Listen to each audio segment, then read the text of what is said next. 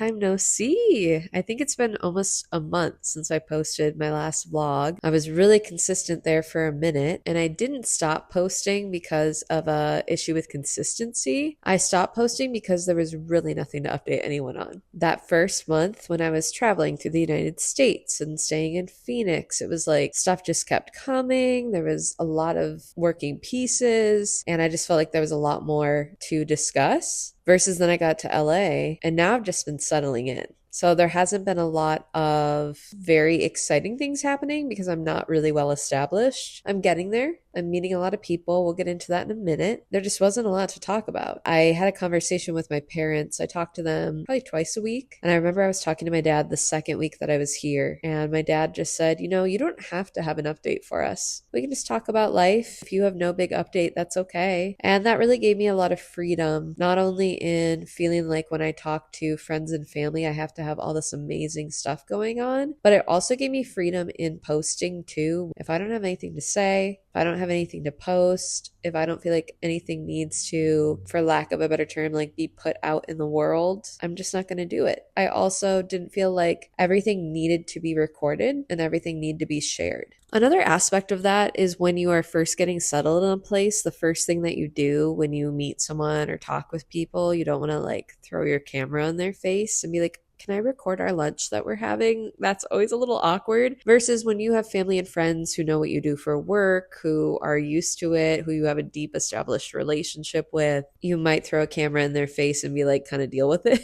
Unless you're really bad at reading the room, you're probably not going to do that with someone you just met. And so I've also been kind of feeling out like social situations and if people are comfortable with it. So I think this is going to be like a 1 month update in LA. This is the end of Q1 for the year. And I had a lot of yearly goals that I wanted to set and make and intend on keeping. And then I'm also about to hit the halfway point to the Journey to 30 journey. And I feel like I've shared a lot more of Journey to 30 here on YouTube. I want to be a little bit better about it on other platforms. I am at the halfway point almost. I think the end of March will be halfway from when we started. And so I felt it was necessary to check in with myself, see where I'm at, see where I could be by the time June 28th rolls around, what I need to make some changes on or adapt in order to reach those goals. So let's just like run through the list really quick. These are things that happened in month one, just a quick number rundown. In the spiritual category, I got involved in a small group that I go to on Thursdays. A couple hosts it and it's at their house and it's just been such a blessing. If you've been following me since 2018, 2019, I was a co-leader over a young adults group back in Minnesota. There was a tiny little house on property in the church that I went to at the time and I grew up in. The young adults, the college and like early working professionals, 18 to 30 group. I have not been able to find a small group that feels that same way. And when I met Jen and Preston through my roommate Mel, I just love their small group. I love that they have questions ready to go or they have things that they want to teach, but also if we start to get into a conversation that is veering off, they just let us do that. And I think that is something that's so important that we don't have to stay to this rigid set of questions. And it just feels a little more like intimate. It feels like what I think the early church was probably like, where people met in homes and they asked questions and they bounced ideas off on each other and they read the word together. And it just feels really,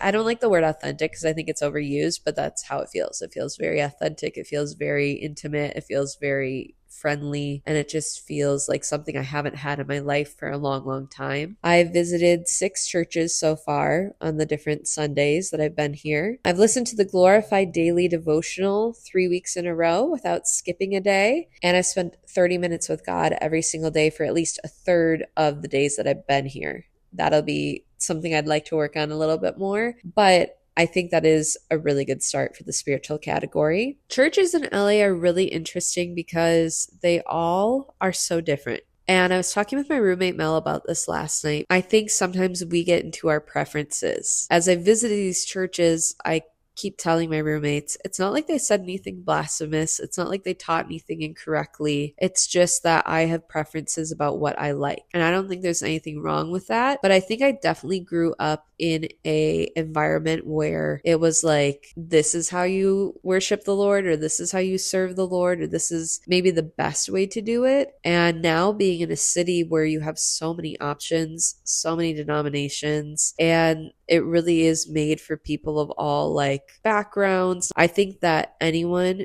who would pursue the Lord here in Los Angeles could probably find a church that they like. There's so many options, and they all cater to like different groups, like to families, to young creatives, to musicians, to people who, maybe want a little more traditional approach, or they didn't fully like the traditional approach they have, but they're not fully ready to go a charismatic route. You can find a lot of options here, and I have really enjoyed visiting the churches. I don't know if I'm going to be sticking to one church, at least in this season, but it's really different than back in 2022, because when I started going to Zoe in Minnesota, that was very Minnesotan of me to say it that way. I didn't want to commit to a church because I didn't want to invest in the people, and I still felt hurt by church, and I felt like I had gifts that I didn't want to share with people I didn't want to know. Versus now I'm in a season where the Lord has healed a lot of that. I love the church. I love God. We're in a much better place. And I feel like actually what's happening in this moment is, like I said from the beginning of this, it's all about people. So I think it's more about making sure that I am connecting with specific people, not connecting with a specific church. So I'm still going to go to church every Sunday, but my thought process is I want it to be more of a social thing as I'm starting to connect with more and more people, or especially people who maybe don't know the Lord, like make it a fun event where we go to church together and then like let's go grab lunch after, and make it more of a social event. Because the rest of the week, like I have my small group, I'm getting into the word, I'm doing my devotional every day, and I'm saying all that because I'm being fed in other ways. So it's not like I desperately am clinging on to a Sunday service or to Sunday worship in order to feel close to God right now. I feel really, really healthy with the Lord, and I just feel like right now might be a season where people invite me to their churches and it's more of a social, relational thing, less of a commitment to one specific place. I put the mental and emotional goals together. I met and hung out with 5 new people. I established a groove with my 2 roommates and just how we live in this apartment together and how we do life together. And I made 18 pieces of social content across all platforms in the last month.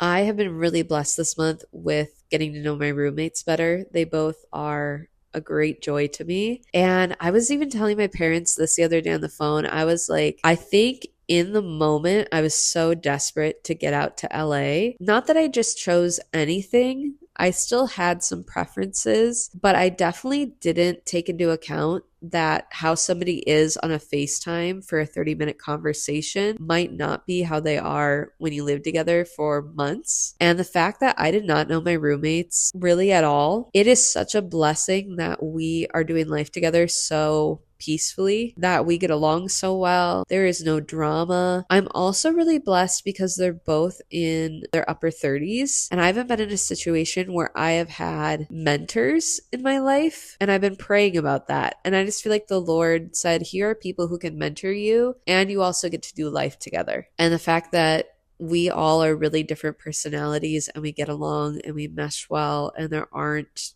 issues and we're not gossiping, there's not drama. I really could not be more blessed with the situation that I got for living here, and it's just peaceful. And like even living with Bailey, like she's so fun. She's the dog. She is so sweet. She's so funny. We're all doing our own thing, but we check in with each other at least once a day. We're praying for each other. We all want the best for each other. There's no competition with it, and it's just been such a refreshing living situation, because Bridget and I also did really well back in Burnsville. But I think Bridget was in her wedding planning season. We were just in different life stages and we weren't going to be living together that long. Although Bridget and I always got along, we had no issues. It also was just something where we knew it was very, very temporary and we were just kind of doing our own thing. So this is a little different because I get to do daily life with them because they both work remotely and it's just been really sweet. In the physical category, I've walked over 10,000 steps 30 days in a row. I follow Lauren Giraldo, who created the 12-3-30 method on the treadmill, and I don't do that every day by any means, but she talks about how she like doesn't want to break the chain, so she'll get into a habit physically of doing like her workout every single day. There are days where she doesn't want to work out and then she goes, well, I don't want to break the chain. Like I've made this chain of days, 10 days in a row. You don't want to break it on day 11. So I'm at a point where I've walked over 10,000 steps for 30 days straight, and there are days where I really don't want to make that goal. And then I just remember like, I don't want to break the chain. I want to keep it going. It's an encouragement and like exciting to have physical goals and to be achieving them. I don't know if I've ever talked about this online, but I just don't really think of myself as a very like athletic, physical person. The sports that I did growing up were all very solo sports. So I did dance. We would have one big performance at the end of the year. A lot of it was about advancing your own skills throughout the year and advancing your own abilities, but it wasn't super demanding. Like the way that dance is now, I think a lot of it has to do with the influence of shows like Dance Moms or more of these trained dancers coming up online. In my time, girl, we were just like ball change, like 1-2 step in it. We were doing jazz ballet and it was not the flips and the tumbles and all of that. It was very, very simple. And so I did dance and then I also did karate, which is again a lot of your own self-discipline, your own physical abilities. And both of those sports did force me to be flexible, but they didn't force me to be a part of like a team or really work myself to the bone. And I just remember being in high school when we would have like field days and I was always the last person chosen for teams and stuff. And I don't think of myself as a very athletic physical person. And I would say the last month it's been kind of cool to get over 10,000 steps every single day. And then I get on the treadmill and I've started doing this thing where at the beginning of the month, I was just doing the treadmill once a week. Now I probably do the treadmill 3 times a week, partially because it's been raining a lot here in LA. Everybody said it doesn't rain here, but I think I've gotten 12 days of rain in the last 5 weeks. But I've been doing the treadmill a lot more and I'm really enjoying it. When I started the month, I would do 2 incline, 2.5 speed. And so I'd do that for 5 minutes. And then at the 5-minute mark, I would start raising the incline by half a point every minute until I reached 12. And then I would work my way back down half an incline every minute till I got back down to 2. And I just remember when I started this month, I would hit incline 8 and it would take me out. Like I was not doing well. I'm grasping on to the treadmill, trying to like stay stable. My lungs were on fire. I wasn't feeling very good in the workout. And now that I've gotten on the treadmill a few times a week and I've pushed myself a little bit more, which at first felt like crap, but now feels really cool, I go up to 15 and I do speed 3 the whole time. And it's not until I reach about 10 right now that I'm starting to feel that burning in my chest or feeling kind of winded and needing to hold on. So I'm hoping to continue to work that up, because I did have a situation where I went to Runyon with my roommate, I think the first week I was here, and I was really not doing well at Runyon. And I was watching these like old people and tiny, tiny dogs just get up Runyon without any issues. I'm trying to push myself because I want to be able to tackle that incline and have it be more of a, oh, that was like kind of a nice little workout, instead of me feeling like I'm dying when I go up Runyon. But all that to say, I think this has really shown me that physically I can do more than I thought I was capable of, and that's really cool, and I just want to continue building that. I also found a new Pilates routine that I love. There is a new Pilates studio in Florida. I found them on TikTok. They're called Sunshine Pilates, and Sunshine Pilates is faith-based. So it's really cool because as you're doing the stretch, you're in the middle of like the burn of your workout. She'll be like, take captive your thoughts. Like, what are you thinking about yourself right now? Like, you are made in the image of God. She really brings you back to truth in that moment. I think that's more encouraging to me. She'll have you think about what you really want to get out of the day or the week or this workout. What's something that you feel like the Lord wants to speak to you on while we do this workout? I like the way that she talks in it, because I've done yoga and I've done the whatever the other Pilates is called, where you work like with a machine. And I didn't like the machine version of Pilates, but yoga also has a lot of history with like other religions, and also just kind of like universalism too. Like, what do you want the universe to do? Like, what's your intention with the universe? And as someone who doesn't subscribe to that way of thinking, someone who, you know, believes like I'm talking to an active living God, I want to have a workout that matches that. And so it was really cool to find them. And then at the end of it, you sit, I think like the last 2 or 3 minutes, and she does a quick little devotional, but I'm really enjoying it. I won't lie, I don't have a mat.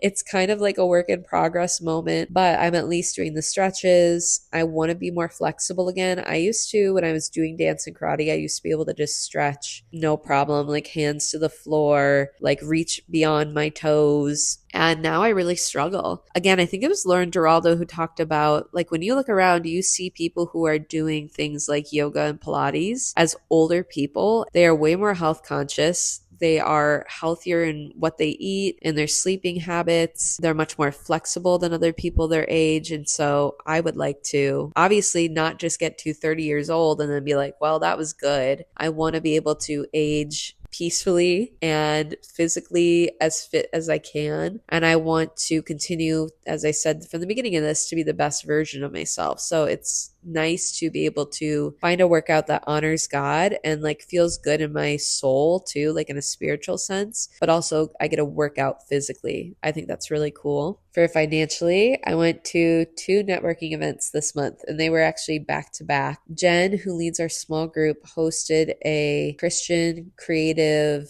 like in the industry networking event. So there was like a panel of experts who spoke, and then we got to break up into small groups and get to know each other a little bit better. And that was a very cool experience, because it's not just that we have our work in common or our interests in common. Some people are really into the film industry and producing. Some people are really into music and production. Some people are really into content creation. Some people do fashion and styling. Some people do modeling. So it's not that we had every single thing in common, but we all are creative people who have a desire to serve the Lord creatively and have that faith base that is similar. And there's just something about that where when you know the Lord and you understand how the Holy Spirit like works in your life, you just get each other, and you don't really have to explain why you do what you do or what your motivation is, because your motivation is all the same. It's just such an encouraging atmosphere.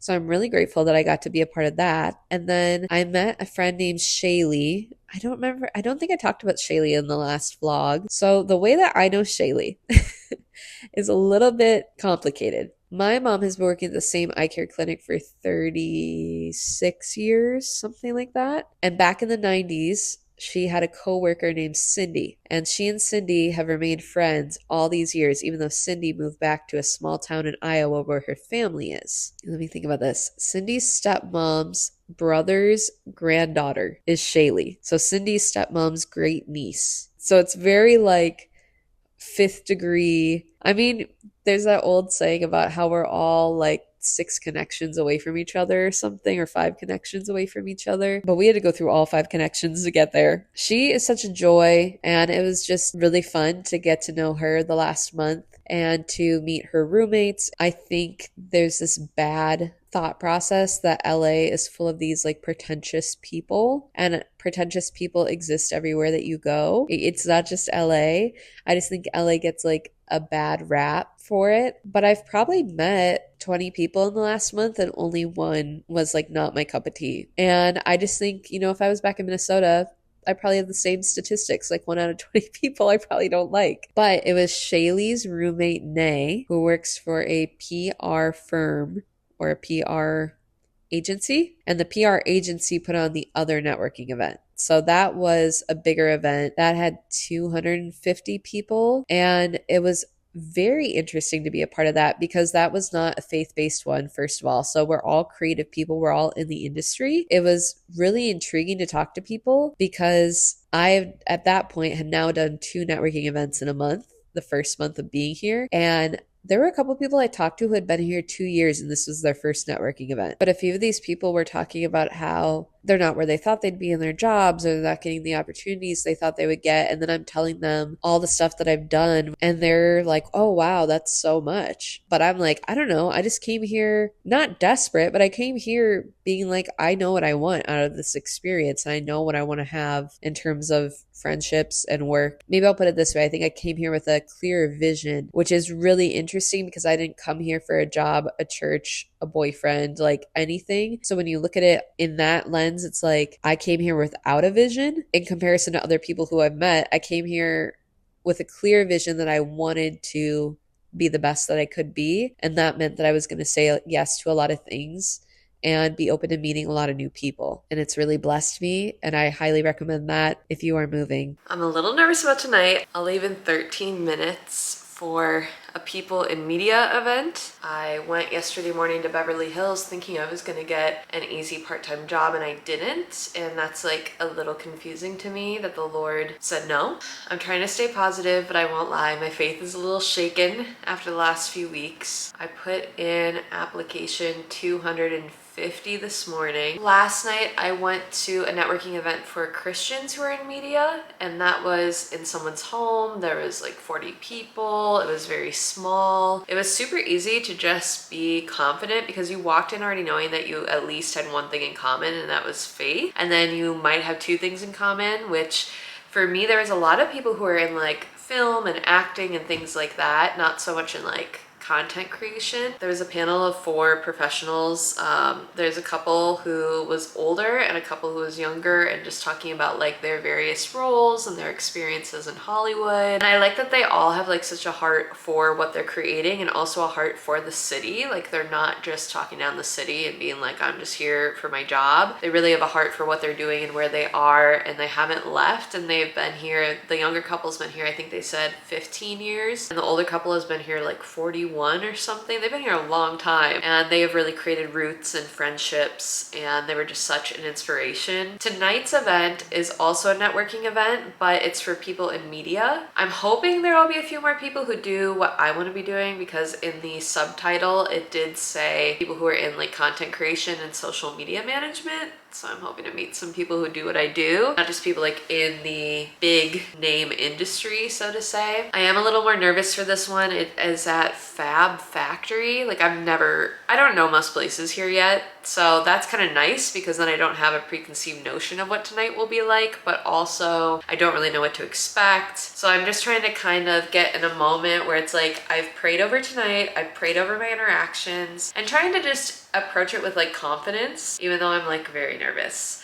I'm actually really nervous first and foremost for parking. That's the bigger thing. Like parking here, I had to relearn how to parallel park. Mel, my roommate, had to teach me how to parallel park because I haven't had to exercise that muscle since I was like 16 taking the test. I've parallel parked before, but it's, you know, where you just drive into a spot. This was the first time where I had to actually like back in and do the whole thing. So I'm glad that I had that recap before tonight, because I feel like I'm probably gonna have to use those skills, and I'm a little stressed about it. I'm trying to remain positive, trying to remain confident, and something that I do before I go into a room, and this might just sound a little silly, is I just pray and I'm like, Lord, remind me of the skills you've given me, remind me of the experiences you've given me, remind me of the times where I've gone and I've done the brave thing and I've gone to these events and I've come out and I've been like, wow, I'm so glad I did that, and I met these people and this got me this job. Like, remind me of those things as I'm kind of like meandering around trying to be like, hi, I'm Kaylee, like nice to meet you, and I'm feeling awkward. I just want the Lord to like remind me of those moments, so I can go in and just be confident, be friendly, because that's who I am. But I think when we all get nervous, we kind of put a little wall up, or we kind of like shut down a little bit, and it's like,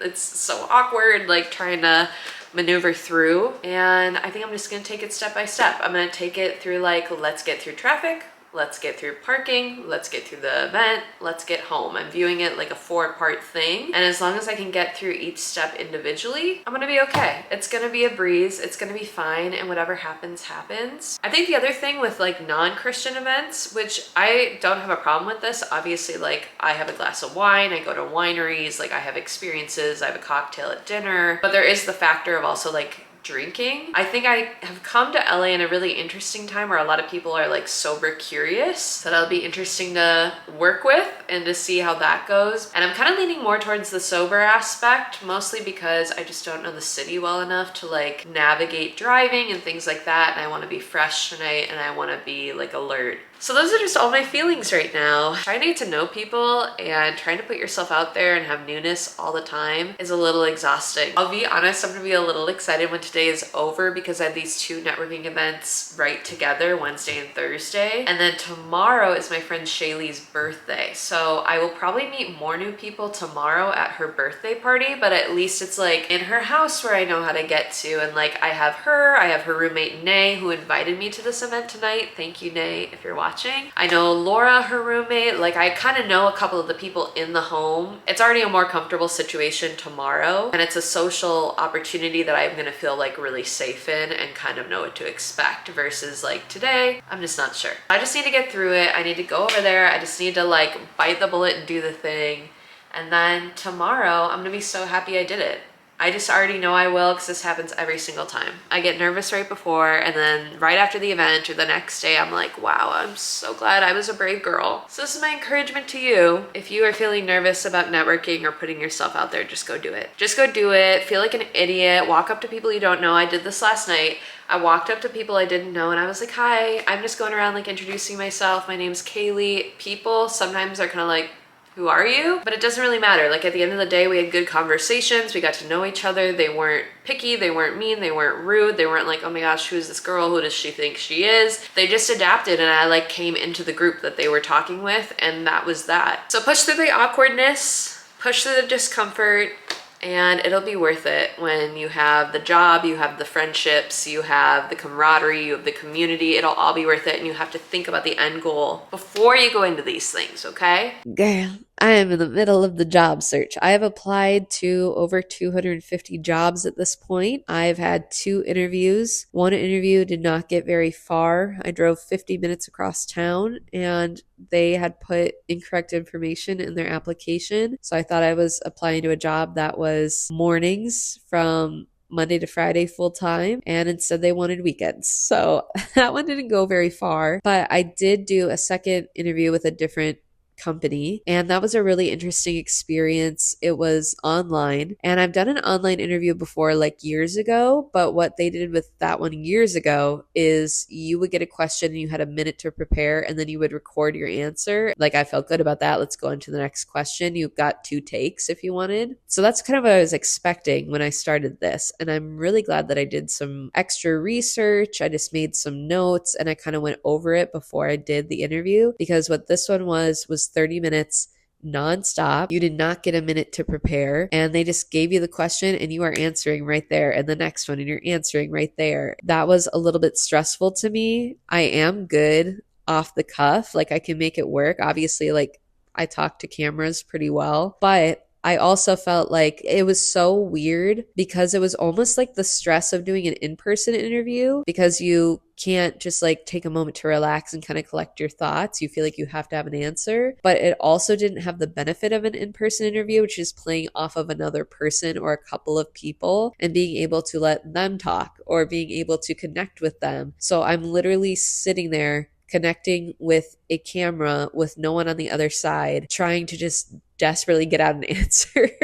And I think there was like 6 or 7 questions over the half an hour. It was a little stressful, but I feel really good about it. And now I've just been praying. I did the interview and submitted it last Friday. This is now Monday. It's St. Patrick's Day. Happy St. Patrick's Day. I didn't even think about the fact that I'm wearing green today till I just said that. Happy St. Patty's Day to all my fellow Irish. So it's been a couple days, and I'm just waiting to hear back because the role that I applied for and that I interviewed for is like with influencer relations. And I think that would be so fun, you guys. Like it actually really opened my eyes this weekend where I was like, do I want to do social media management or do I want to do like influencer coordinating and influencer marketing? And it really got me thinking about like, I love people. I love connecting over a common like mission or goal or a love for something, a passion for something. So I think I'd be good at influencer relations and doing the different events and doing the different brand launches and making sure that I've been the person on the side of the business when I worked for a local magazine, like reaching out to people, making sure that people knew about our event. I've done different like event work where I've invited influencers to events.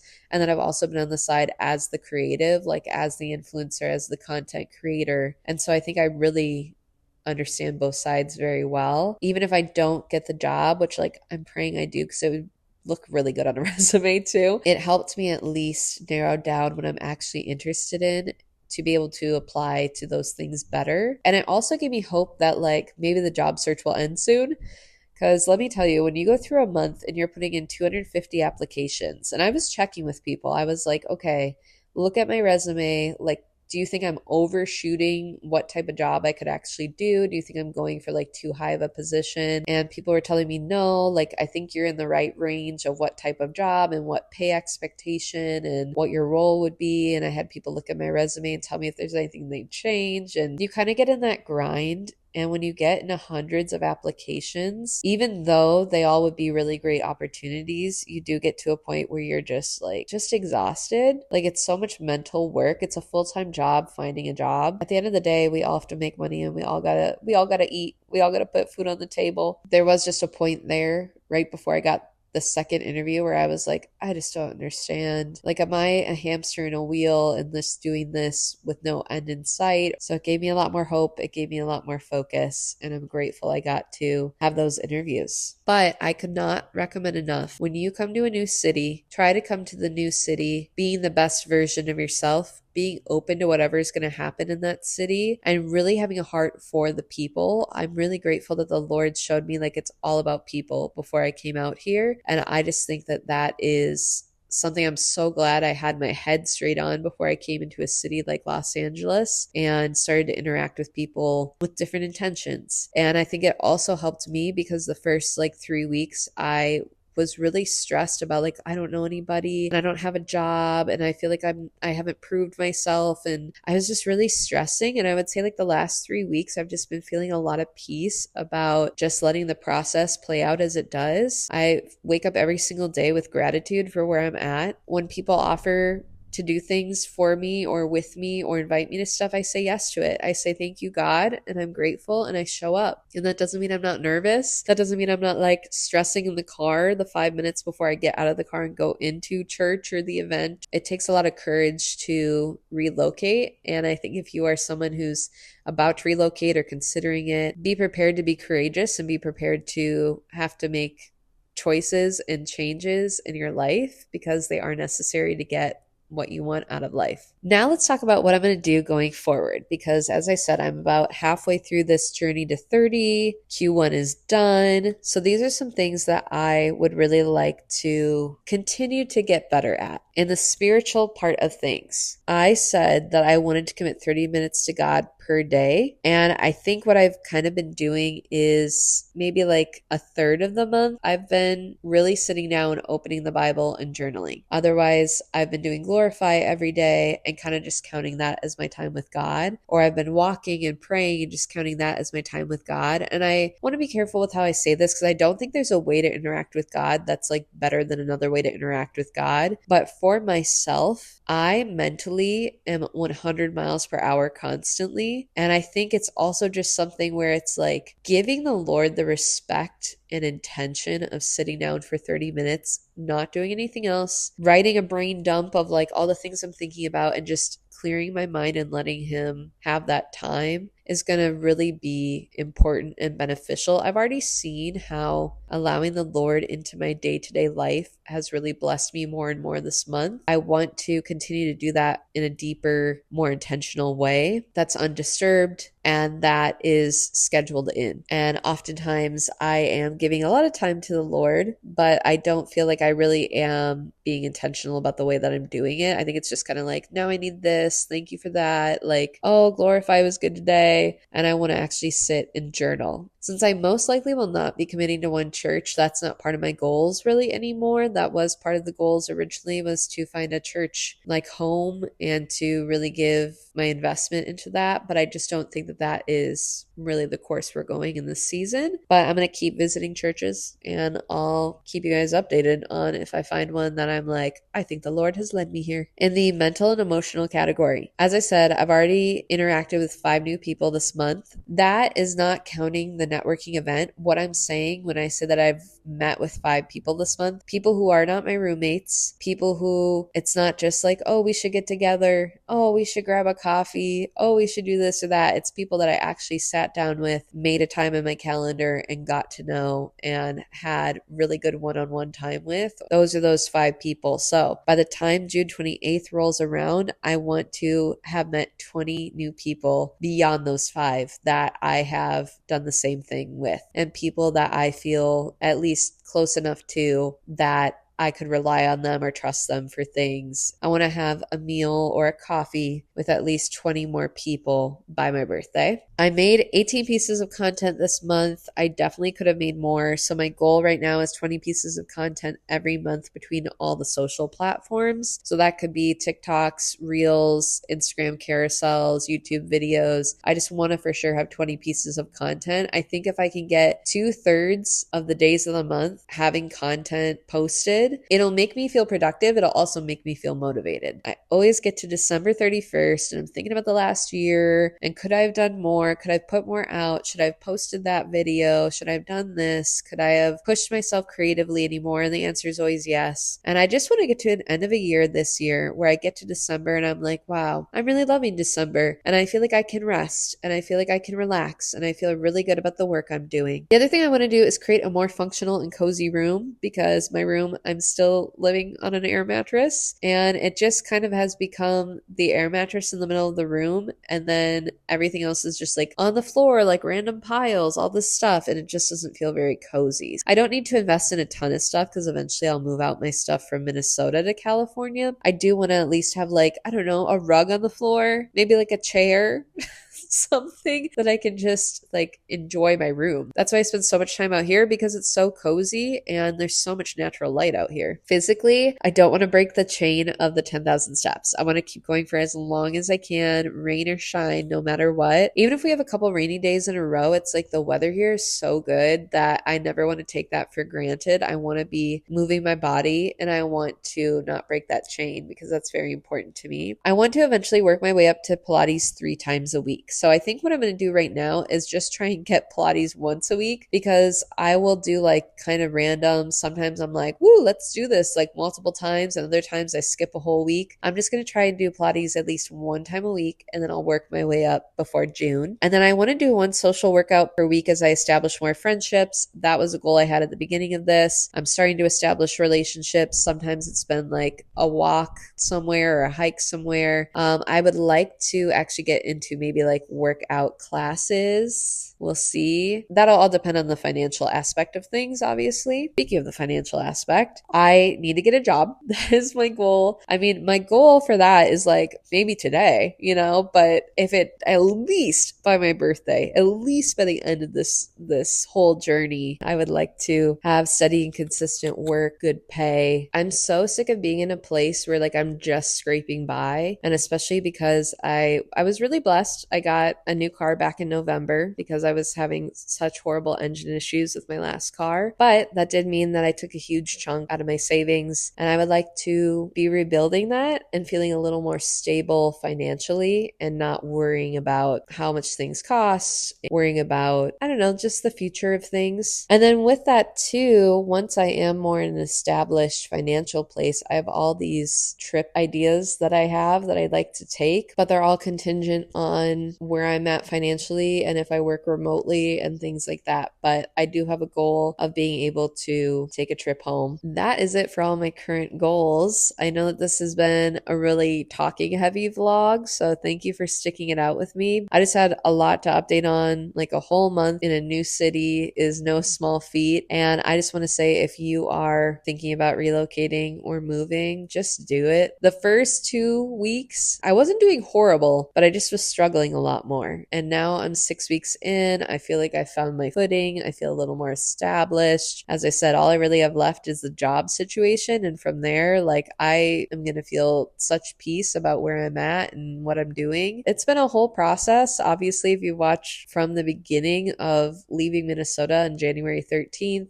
and like the fires and my grandpa dying and all the barriers that I like overcame to get here, all the bad Airbnbs, all the bad experiences, we're here now. And it was worth it. It was worth that trouble and that struggle. And I'm glad that I did it. So if you're thinking about relocating, I would highly recommend. My next vlog, I'm hoping, will be a little more of like a daily life, like in the moment type thing, a lot less of a sit down catch up. Hopefully you guys enjoyed the vlog, and I will see you guys in the next video. Don't forget to subscribe to my channel if you want to keep up on the rest of the journey to 30, and I will see you very soon. Bye, guys.